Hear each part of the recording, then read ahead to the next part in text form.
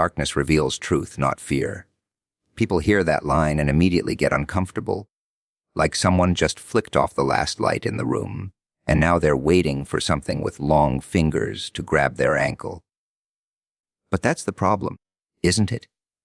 Everyone thinks the dark is where nightmares live, when really it's where truth stops wearing its cute little mask. In the light, everyone's so busy pretending to be good, pretending to be brave, pretending they've got everything under control. But as soon as the lights go out, all that pretending starts to melt. The dark doesn't lie. It doesn't flatter. It doesn't care who you're trying to impress. It just shows you exactly who you really are when no one's looking. You want to know why people fear the dark? Because they can't control what they might see. They're terrified of the reflection that comes back at them when the world stops shining spotlights on their act. They're scared that maybe, just maybe, the person they pretend to be isn't the person they actually are. And that's the secret they'll never admit. The dark doesn't create fear. It exposes it. It drags it out like a secret file someone thought they shredded years ago. Every doubt, every weakness, every wicked thought they buried under smiles, the dark puts it all neatly on the table. But for some of us, the dark feels like home. For some of us, it's a relief when the lights finally go out, because we don't have to keep up the polite performance anymore. We don't have to pretend to be harmless or ordinary or as normal. See, when the world is bright, everyone's busy judging, watching, calculating. In the dark, nobody can see your face, and that's when your real voice gets a chance to crawl out of your throat. That's when your instincts take over. That's when honesty slips past the guard dogs people call social rules. And oh, people hate honesty. They say they love it. They write inspirational quotes about it. They post cute little phrases about being real, but drop them in the dark with no audience and watch what happens. They panic. They scramble. They start talking to themselves like children lost in a grocery store. Not because something is hiding in the dark, but because something is hiding inside them, and the dark is the only place they're forced to meet it. That's the beauty of it. The dark doesn't chase you, it waits, patient, quiet, knowing exactly what will happen when everything else is stripped away.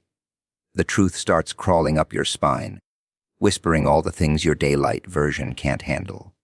The dark is honest in a way the world will never be. It doesn't care about your image, your reputation, your carefully crafted persona. It doesn't care what you posted online or how many people liked it. It only cares about the raw, unfiltered creature you become when the spotlight finally burns out. And what's funny is that people think light protects them. But light blinds them. It distracts them.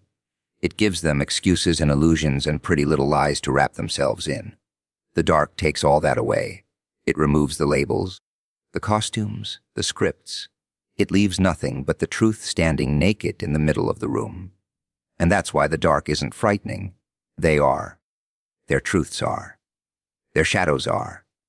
The things they pretend not to feel, the things they pretend not to want, the things they pretend they've forgotten. Those are the real monsters. And the dark just hands them a mirror and whispers, "Look, monsters are shaped by what others avoid." People like to think monsters just appear out of nowhere, like one day something snaps and, poof, there it is, a creature nobody understands. But that's not how it works. Monsters aren't born from chaos. They're sculpted by every moment the world turns its head and pretends not to see. Think about it. Every fear people refuse to face, every truth they bury, every uncomfortable corner they tiptoe around. Those are the ingredients. Those are the tools. And while everyone else is busy avoiding the things that make them squirm, something down there in the dark is paying attention. Something is learning. Something is growing teeth. People run from pain, but pain is a teacher. They run from rejection, but rejection sharpens the edges. They run from loneliness, but loneliness carves out a space inside you that eventually becomes a throne. All those experiences everyone tries so hard to escape. They're what shape the creature that refuses to break. They think avoiding hardship keeps them good, normal, safe. But all it does is leave them soft, fragile, terrified of anything that doesn't fit neatly in their little comfort bubble. Meanwhile, the one who walks straight into the fire, who stares down everything others fear to feel, that one becomes something else entirely. And isn't it funny? People look at someone strong, someone unshakable, someone who doesn't crumble, and they call them a monster. Not because they did anything monstrous, but because they survived what others refused to touch. They didn't run. They didn't hide. They didn't pretend the world was kind when it wasn't. They took every broken piece, every shadow, every bruise the world handed out, and they forged themselves into something too real, too raw, too uncomfortable for the average person to understand. So they slap a label on it, monster, as if naming it makes it less powerful, as if it makes them feel safer. But the truth is, monsters aren't terrifying because they're evil. They're terrifying because they've already faced what everyone else avoids. They've walked through memories that would shatter someone who's only ever lived in the light. They've held their flaws in their own hands and didn't look away.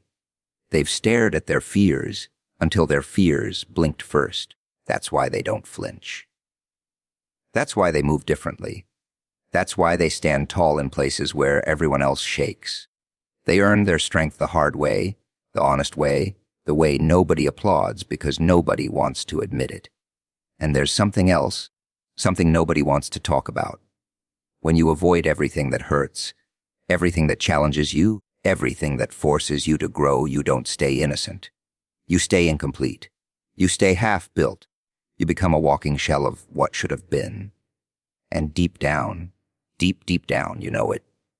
That's why the sight of someone carved by fire, someone shaped by shadows, someone who embraced the things you ran from, that's why it rattles people. It reminds them of everything they refused to face. It reminds them of the version of themselves they abandoned. Monsters aren't accidents. They're masterpieces created by pressure, by silence, by isolation, by truth, by all the things polite society sweeps under the rug because no one wants to talk about that. But what people avoid doesn't disappear. It just waits. It gathers strength in the corners, in the cracks, in the quiet places nobody wants to explore. And the one who finally walks into those places, who isn't afraid to touch the things everyone else pretends aren't real, that's the one shaped into something the world can't control, can't predict, can't cage. Power grows where comfort ends. People love the idea of strength. Oh, they worship it, admire it, clap for it. Just as long as they don't have to earn it the same way. They want power without pressure, courage without pain, growth without that ugly little thing called discomfort. They crave the result but refuse the road. And that's why they stay small. That's why they stay soft. That's why the moment life stops being polite, they crumble like stale cookies. Because real power doesn't grow in cozy rooms with warm lighting and gentle music. No, it grows in tight spaces, in hard moments, in the places where comfort dies and something else has to take its place. See, comfort is a trap. A sweet one, a tempting one, the kind that smiles at you while quietly draining every ounce of fight you have left. People settle into it like it's a warm bath, and before long they forget they're sinking. Every time something gets difficult, just a little difficult, they back away, mumbling excuses about timing, luck, fate, whatever helps them sleep at night. They avoid conflict, avoid challenge, avoid anything that threatens their soft little bubble of calm. But here's the twist: comfort doesn't protect you from the world. It weakens you for it. It takes the sharpness out of your instincts. It dulls your edges. It turns your roar into a whisper. Power, real power, is born in the opposite place. It comes from stepping into the situations that twist your stomach into knots, from pushing through moments where your bones feel like they're about to crack. It grows in uncertainty, in risk, in pressure. It grows when everything inside you screams to turn back, but you keep walking forward anyway. It grows when you choose the hard path, not because you like suffering, but because you know softness breeds fear, and fear breeds obedience. And obedience breeds a life that never truly belonged to you. People look at someone walking straight into discomfort and call them reckless, dangerous, unpredictable. Of course they do. It terrifies them to see someone who isn't owned by fear, someone who can't be manipulated by comfort, someone who doesn't need the world to be gentle in order to keep moving, someone who isn't waiting for permission to grow. Because once you're not scared of discomfort anymore, nobody can control you. Not their opinions, not their rules, not their expectations. Their rejection doesn't break you. Their approval doesn't save you. You become inconvenient, and that's the funny part. People think power is loud, big speeches, big gestures, big noise. But the most dangerous kind of power is quiet. It's the kind that comes from knowing you walked through things that would have shattered the average person. It's the kind that grows every time you choose the harder truth over the prettier lie. It's the strength that builds when no one's watching, when no one's clapping, when no one even knows what you're fighting through. That's the power that lasts. That's the power that rattles the room without you having to lift a finger. Comfort is the illusion. Discomfort is the forge. And while most people run from the fire, some walk right into it. Not because they enjoy burning, but because they know heat creates shape and pressure creates purpose. They understand that the world doesn't hand out power to the polite, or the safe, or the comfortable. It hands it to the ones willing to step into the dark, into the unfamiliar, into the painful, and drag something valuable back out with them. Power grows where comfort ends. Every time you choose discomfort, you take one step away from who the world expects you to be and one step closer to who you were actually meant to become. Shadows expose who's real. You ever notice how people behave when the lights are on? Oh, they sparkle, they shine, they posture, they play pretend like it's their full-time job. They put on smiles that don't reach their eyes, voices that don't match their hearts, and masks so polished you'd swear they were born with them. The light makes it easy. It gives them an audience, and people love an audience. They perform, they pose, they decorate themselves with whatever traits will get them applause. But shadows don't clap. Shadows don't care. Shadows don't ask for the act. They crack it open. Because the moment things get dark, the moment the spotlight flickers, that's when the unfiltered version of a person crawls out. No script, no stage, no pressure to impress, just raw instinct. And that's the part of them they hope no one ever sees. Their panic, their honesty, their hunger, their fear. The real ingredients of their personality start slipping through their fingers like wet paint. The shadows don't create the truth. They just strip away everything that hides it. Isn't it funny how people talk about being authentic, as if it's some badge of honor? Yet the second you dim the lights and silence the room, they act like the walls are closing in. They hate the dark because suddenly there's nowhere left to hide their contradictions. Their smiles fade. Their confidence shrinks. Their voices shake in ways they never let anyone hear. And just like that, all the bright, shiny illusions they've built start crumbling into dust. The dark doesn't expose monsters. It exposes humans. And humans are terrified of being seen too clearly. Shadows are honest. They don't sugarcoat what you are. They don't flatter you with compliments or feed your ego with pretty lies. Shadows show your fractures, your desires, your doubts. They show what you cling to when no one's clapping, what you reach for when no one's watching. They reveal whether you're someone who stands tall when things get uncertain, or someone who collapses the moment comfort disappears. They show whether your strength is real or just an accessory you wear when it's convenient. And here's the twist. The people who seem dark, to others are usually the ones who stopped pretending a long time ago. The ones comfortable in shadows aren't hiding. They're just done performing. They're done editing themselves to fit into the world's neat little boxes. They know the shadows don't judge, they simply reflect.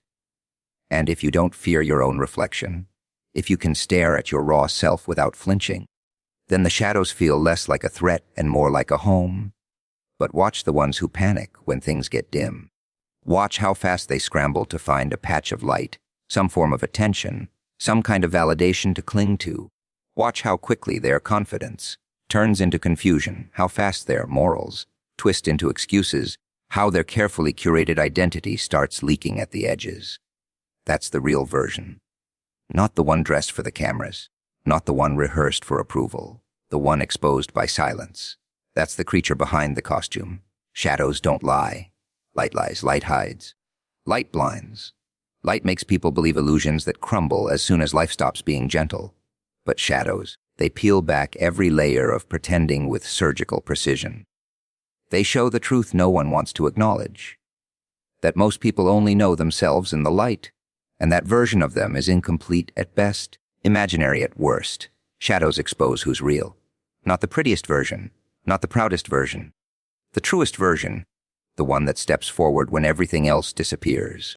Fear belongs to the pretenders. People walk around acting like fear is some unavoidable curse, like it's stitched into their skin the moment they're born. But fear isn't universal. Fear isn't shared. Fear is selective. It chooses its favorites. And its favorites are always the ones who spend their lives pretending.